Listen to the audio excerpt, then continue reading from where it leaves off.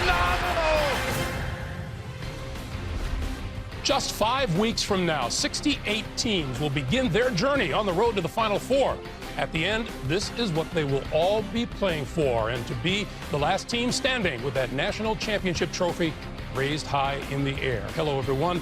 I'm Greg Gumbel. Welcome to the NCAA March Madness bracket preview. This marks the 4th year that the selection committee will reveal the tournament's top 16 seeds as they stand right now. I am joined by our bracket reveal team, guys who start filling out their brackets around Thanksgiving, Clark Kellogg and Seth Davis, and it is our pleasure to welcome Kevin White, the chair of the Division I Men's Basketball Committee and Director of Athletics at Duke University, along with Dan Gavitt, NCAA Senior Vice President of Basketball. Gentlemen, just 36 days away from Selection Sunday, the sheer number of different number ones this year must have made this a little bit of a chore. You know, it's been an incredible season thus far, Greg. And, you know, this thing starts for the committee actually on when the season opens on November the 5th this year. There were 5,000 games yet to be played. And, of course, as we sit here today, there's still about 1,500 games to go.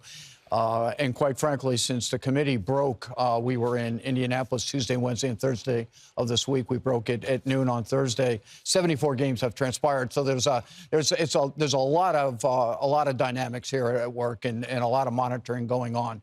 But we're very fortunate. We've got 10 members of this committee. 6 happen to be directors of athletics and 4 are conference commissioners.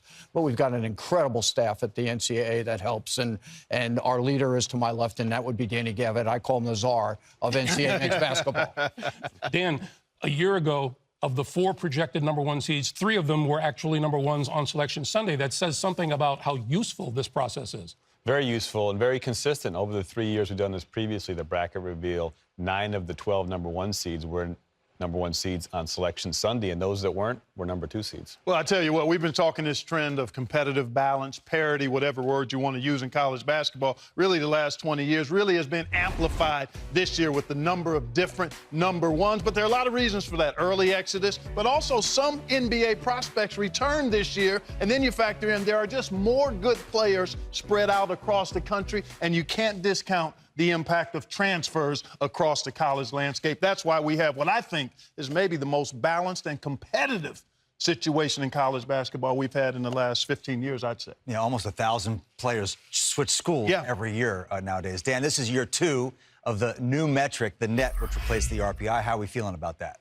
Very positive, Seth. The NCAA evaluation tool performing quite well. It is both a results-oriented and predictive metric, much more contemporary, much more sophisticated than the RPI, and I think the committee is very pleased with it. All right, guys, this is the point at which we stop talking about it and get to it. We'll start with the projected overall number 1 seed, Kevin. Number 1 seed, overall one is Baylor, and they'll go to the south to Houston.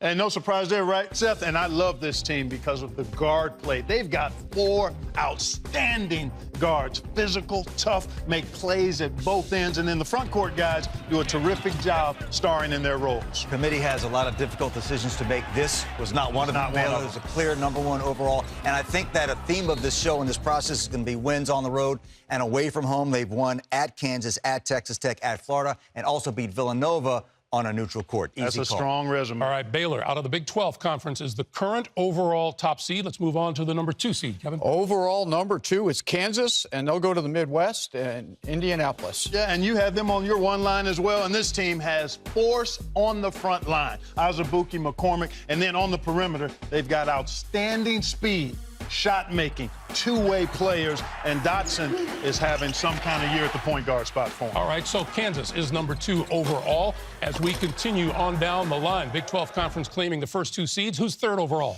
3rd overall is Gonzaga. They'll go to the West. And Los Angeles. All right, and then Gonzaga out west, where they'll feel very comfortable. How about the 4th overall seed? 4th overall seed is San Diego State, and they will go to the East, New York City. Okay, so I'm the bracket nerd on the set. And this is relevant. Who's the overall 3 versus 4? Because both these teams want to go to L.A. Of course, San Diego State hasn't lost a game so far this season. What was the differentiator? You know, it's such a fine line, Seth. I think that at the end of the day, across the 10-member committee, it was the fact that that Zags had 2 really good wins. We thought maybe better wins over Arizona and Oregon. And maybe at the end of the day, at this point, with 1,500 games left, that's kind of the way this thing fell. Another quick point. These four, to me, appear to be clear one-line teams. Was that the case in the committee room? Unanimous. And there was a bit of a separation between 4 and 5, quite frankly. Okay. Clearly delineated those 4 as the top 4. All right, guys, with the top 4 seeds in place, we move on now to the number 2 line. And the next 4 seeds, number 5 through number 8, Kevin. Number 5 overall seed was Duke, and Duke will move to the East. Number 6? Number 6 is Dayton, and Dayton will go to the Midwest. Louisville is number 7, and they will go to the South. And number 8 is West Virginia, and they will go to the West. Okay, so we've got Duke as the top 2 seed. Of course, you're the athletic director at Duke. Dan, I assume he must have made a great case for Duke in that committee. Is that how that works? Explain to us how that works. Not exactly how that works. No, wasn't in the room, doesn't have a chance to vote on Duke, nor even be involved with the discussion about Duke. And, boy, I tell you, look at this 2-line pretty strong, but the team that jumps out to me is Dayton. They have been so impressive as an offensive team. I mean, the efficiency numbers, they're top 3 or 4 in just about every offensive category. Great balance, and in my mind, they've got the player of the year. If we cut it off today, my player of the year would be Obi Toppin. Highly efficient, dynamic, and he has had moments of magnitude in addition to consistent high-level performance. Teams jumping at Clark notwithstanding, we have 8 seeds down, 8 more to go. We will step aside for a moment. When we come back, we'll reveal the rest of the NCAA's top 16 seeds. It has been 70 years since Baylor last appeared in the Final Four. The Bears looking to change that narrative this year as the projected number 1 overall seed. Before we move on with the seeding process, let's quickly recap for you the top 8 seeds in the NCAA March Madness bracket preview. Top seeds, number 1, Baylor in the South, Kansas in the Midwest, Gonzaga in the West, and San Diego State in the East region. The number 2 seeds, as you see them, Louisville, Dayton, West Virginia, and Duke. And it's time now to reveal the selection committee's projected number 3 line, seeds 9 through 12. Kevin? Greg, number 9 overall seed would be Maryland, and they will go to the East. The number 10 overall seed would be Florida State, and they would go to the Midwest. The number 11 overall seed is Seton Hall, and they would go to the South. And the number 12 overall seed is Villanova, and they will go out west. How did the committee separate these teams? Because they look an awful lot alike to me. What stood out in separating them on the different lines of the 3 line? You know, it's largely about number of quad 1 wins and metrics and a variety of things. Were there any head-to-head? Oh, okay. I was asking, I mean, head-to-head when you look across that cohort of 4, there's a lot of variables. But you couldn't have. You said it pretty well already. I mean, it's such a fine line. Yeah. And so, Dan, I know when the actual bracket is put together, they're monitoring all those conference tournament results right up until the time the selection show starts. As an example, Maryland played last night at Illinois and won that game. If they had lost, would that have changed the order, do you think? Quite possibly, but I think they're actually much closer to the 2 line than they are solidly at the 3. They distinguish themselves by the committee's comments above the other 3 on the 3 line. In first place in the Big Ten now with some real quality road wins. All right, we continue on to the last 4 remaining seeds now. Kevin, who rounds out the top 16? The overall 13 seed is Auburn. They will go to the South. And number 14 overall seed is Oregon. They will travel out. They'll stay out west, pardon me. And the overall 15 seed is Butler. They'll go to the East. And the overall 16 seed is Michigan State, and they will stay in the Midwest. All right, when you get to these, before I get to you guys, Seth and Clark, when you get to this stage, is there much conversation or is it pretty cut and dried? Well, one of the things the committee does when they're done with this is to look at the relative balance competitively of all 4 regions and will possibly rebalance if need be. In this case, actually, there was a shift of Auburn going from Indianapolis to Houston, and Michigan State going from Houston to Indianapolis to better balance competitively the 4 regions. Yeah, and that's something I'm always looking at in terms of the geography. Like with Butler, they're going to the East. Certainly Butler wants to be into the Midwest where they can play in their hometown of Indianapolis. And I also want to point out about Auburn. Maybe some people, they see them at 13 and they think, well, they beat Kentucky at home. But Auburn's best win on the net is actually their road win at Arkansas. So not just the new net, but the quadrant system that really emphasizes those road wins, Clark. No, I agree with you. And then, Dan, we've talked about competitive balance, parity. I mean, this looks like a pretty balanced field. But across the country, everything's been balanced. Look at this 16. You see a lot of games. What stands out as we revealed the 16? What stands out to you most about this particular bracket reveal of the 16 seeds at this point? Well, you used the word earlier, Clark, balance and competitiveness. More so than any of the other 3 years we've done this, there are 9 teams from 9 different conferences representing this top 16. Only 7 conferences previously was the high of that. And there's also at least 3 teams from all 4 regions, the West, the Midwest, the South, and the East. So nationally, very balanced and competitive. Yeah, that looks good. And as a West Coast resident, I want to point out 2 West Coast teams as #1 seeds. Yeah. That doesn't happen that often. So, Kevin, my partner here, likes to use the phrase about being on the stoop, teams that were almost in the mix. Now, you didn't rank them necessarily by order, but what were some of the teams that didn't quite make this cut? You know, there were a number of teams that we look really closely at, Seth, and I think the 3 that garnered the most conversation just outside of the 16 would have been Iowa, Kentucky, and LSU. All right, gentlemen, thank you, as always, for being here. Our thanks to the selection committee for sharing this preview of the top 16 seeds in the NCAA tournament bracket, especially the chair, Kevin White, and the senior vice president of basketball, Dan Gavitt, for joining us here in our studio for the reveal. We will do this all again for real 5 weeks from tomorrow on the NCAA Men's Basketball Championship Selection Show, March the 15th at 6 p.m. Eastern Time on TBS. We are not done yet. Coming up next, our bracketologist, Jerry Palm, will join us to project the rest of the bracket after this. For millions of basketball fans and those of us here in Studio 43, reactions that never get old, we welcome you back to the NCAA March Madness bracket preview with a reminder, the locations of the 4 regional sites this year, beginning with the East, which will be held right here in New York City at Madison Square Garden. Indianapolis will be home to the Midwest Regional. Houston will be the South host, and Los Angeles rounds it out in the West. It all culminates in Atlanta with the Final Four. We are joined now by CBSSports.com bracketologist Jerry Palm. Why should we just stop at 16? Jerry has projected the entire 68-team field using the top 16 team just announced by the NCAA Selection Committee. Let's take a look at them. South Region, Baylor, Louisville, Seton Hall, and Auburn. What's the rest of it, Jerry? Yeah, well, the rest of it, you know, it was funny for me. One of the teams that Kevin White talked about as a potential 4 was LSU. I've got them as a 6 in this region, especially after the loss to Vanderbilt. I was surprised to hear that name as a team that was considered that high. I mean, LSU's got some quadrant 1 wins on the road. Only one of those against a team in this bracket against Rhode Island.